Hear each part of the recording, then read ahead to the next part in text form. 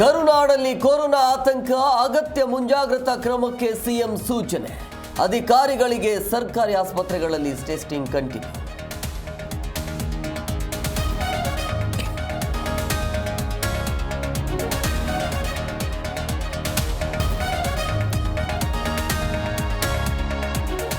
ರಾಜ್ಯದಲ್ಲಿ ಮುಂದುವರೆದ ವರುಣಾರ್ಭಟ, ಇನ್ನು 4 ದಿನ ಸುರಿಯಲಿದೆ ಭಾರಿ ಮಳೆ. ದಕ್ಷಿಣ ಕನ್ನಡ, ಕೊಡಗು ಶಾಲಾ ಕಾಲೇಜುಗಳಿಗೆ ರಜೆ.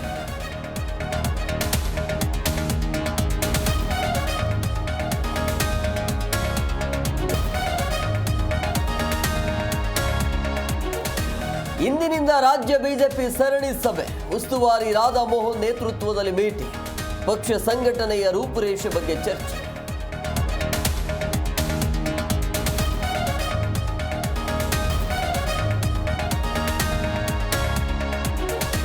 ಸಿಗರೇಟ್ ಕೊಟ್ಟಿಲ್ಲ ಅಂತ ಬೇಕರಿ ಧ್ವಂಸ.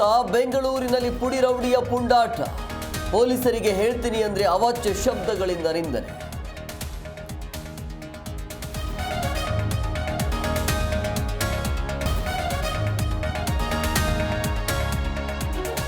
ಮುಂಬೈ ವಿರುದ್ಧ ಪಂಜಾಬ್ಗೆ 7 ವಿಕೆಟ್ಗಳ ಗೆಲುವು.